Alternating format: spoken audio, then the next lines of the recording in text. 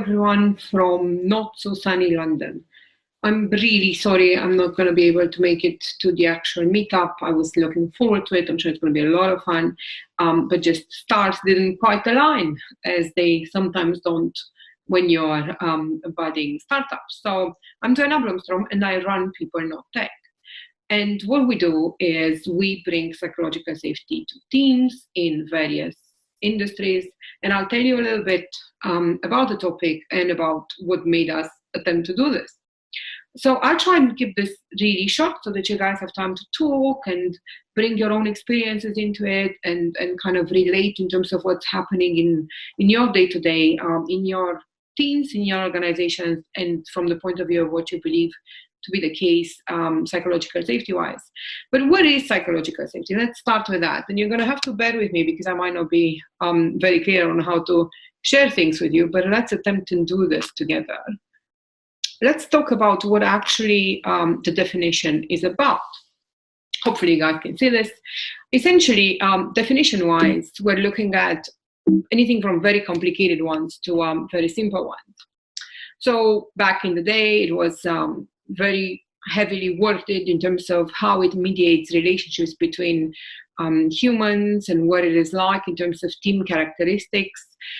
And then it has been refined to a definition that Khan gave it in 1990, which is being able to show and employ oneself without fear of negative consequences of self-image, status, or career at work, which is a really good definition, which I think stands today. And then, of course, Professor Dr. Amy Edmondson is the person that has put psychological safety on the map. And her definition is psychological safety is a shared belief that the team is safe for interpersonal risk-taking. What we like to say is that psychologically safe team is one that feels like family and moves mountains together. Think back to the last time you made some magic with a team, how you were open and debated and you were vulnerable and you were learning and you're creating and getting stuff done. And that well-oiled machine that felt fun to be a part of, that was psychologically safe. And the key kind of words in here are the word team. And of course, the other word that really matters is the word family, because essentially, if you stop to think about it, it's that time when we understand that team can feel like family with its good and bad. That's when we know that we are psychologically safe, and that's when we understand the topic in itself. So if you stop to think about what has happened over the years, both from the point of view of academia and what has been written by Dr. Edmondson, and as well as what has been studied by the industry. And by the way, this is a really big study that Google has undertaken over a few years.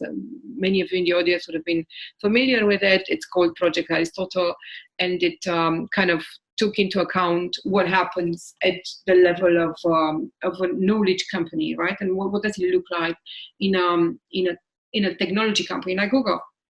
But if you put that aside, you will see that there's a lot of study that has been done in terms of what does it mean to be psychologically safe in environments where it's high stakes, right? So these guys are flying a plane or being in charge of humans' lives. That's when making sure that the team is a well-oiled bubble of well-functioning individuals that kind of relate well with each other and are safe to say whatever is necessary becomes mission critical and is the type of thing that may or may not save lives. So it's a lot more interesting in other industries, but it doesn't make it any less important for any type of human in any industry, really. So this Project Aristotle that I was talking about, I'm not going to give you a long history of it, but essentially it has almost accidentally stumbled upon the topic because they were studying what is it that makes Google awesome at work and what makes our engineers fly. And what they found was, despite all these other topics of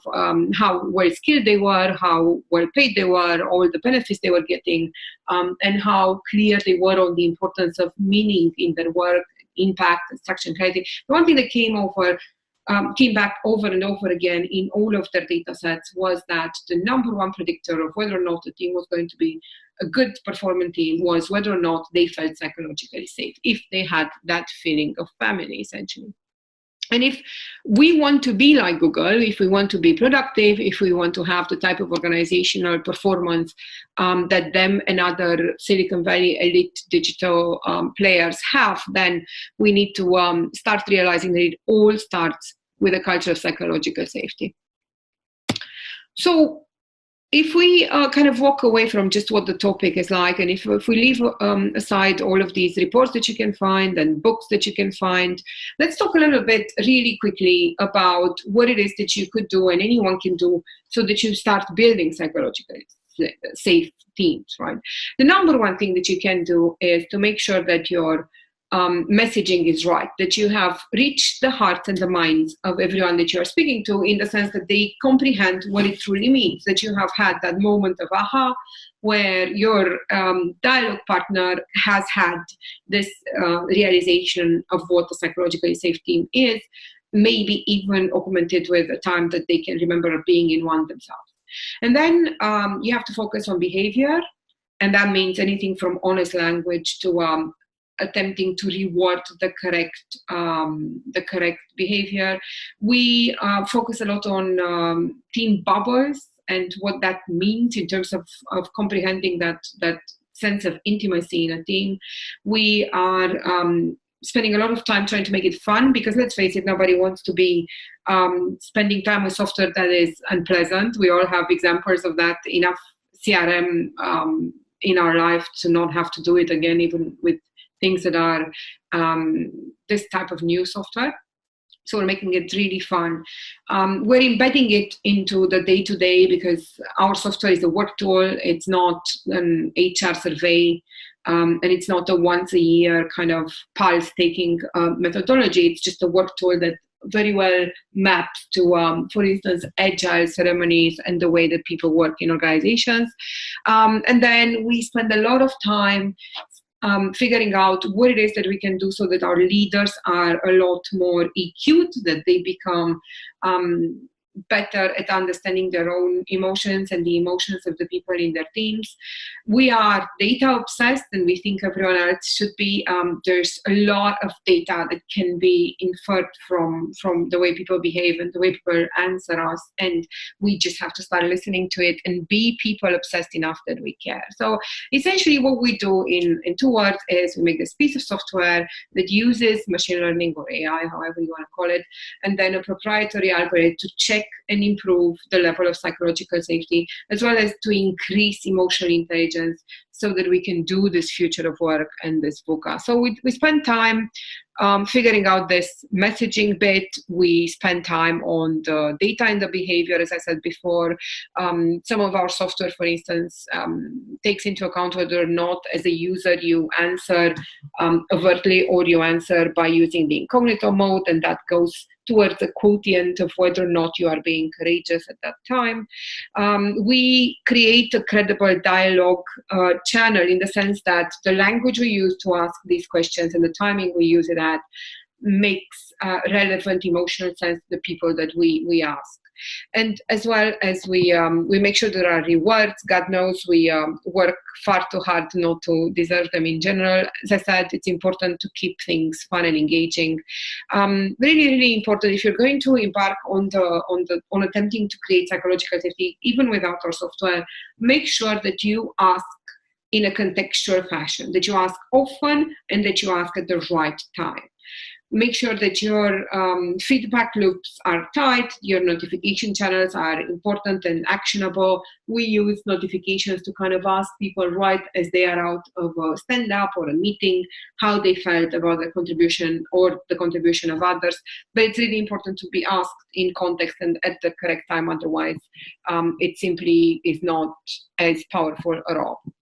As I said, we spend a lot of time working on the emotional intelligence of team leaders. It doesn't need an explanation. If we don't manage to get people with soft skills who comprehend how their team members are feeling at any one time, then we're probably never going to be able to crack psychological safety. And then again, we have spent a lot of time understanding what are the components of psychological safety. And as I said, feel free to take any of this and attempt to work on these topics on your own. You don't necessarily need our software to do that. You do need our software to keep it going. And you do need our software if you're serious about the endeavor. But to start the conversation, you don't. The components that we've come up with that seem to make up a psychologically safe team are whether or not that team is flexible, and whether or not that team is resilient, two very different things, whether or not that team has good engagement or their morale is high, if they are learning, and last but absolutely not least, whether they are courageous and or open. That again, not the same thing at all. Very likely or very possible that people are taking risks, yet they are not opening up. So those things are really important. Feel free to take any of these as a to-do and start working on them on your own. It's not something that necessarily, again, needs a software. The software only measures month on month how well the team is doing on this, or week on week how well they're doing on this, but also gives you an idea of what you should keep your eyes open to. Of course, obsessing about your people in the team, but in a very human and deep way, in which you want to understand the innermost emotions, if possible, is crucial.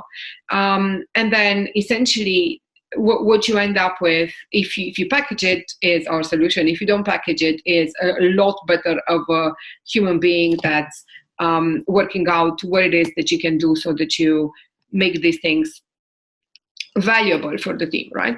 So, right, that's all I had. And what I would like to do next is kind of hand it back to David and the team. I understand there's going to be an amazingly fun panel coming up. I wish I were there and part of it. I tend to be quite contentious in panels, so maybe you guys are lucky that I'm not there. And also, please keep the dialogue going. Get in touch with us and tell us what you think. What is psychological safety like where you're in? Is this a topic in your organization? Is it something that you're concerning yourself with? Is it something that your organization understood is crucial? Because if you don't have it, you don't have that bubble, that functional, magical bubble of a family-like team, then you cannot be performant. Is that something that's clear in your organization? That's something that's clear to yourself? Is there anything that we can all do together to help this topic become a lot clearer to organizations and humans everywhere? Because until we do, we're not going to have performant teams. And if we don't have performant teams, it's a vicious circle, and we won't have happy individuals in well-adjusted, psychologically safe bubbles. Thank you so much for listening, and I'm looking forward to listening in to your conversations and to taking the conversation afterwards on LinkedIn, email, or any other channel that you can find out. Have a nice evening and enjoy. Bye.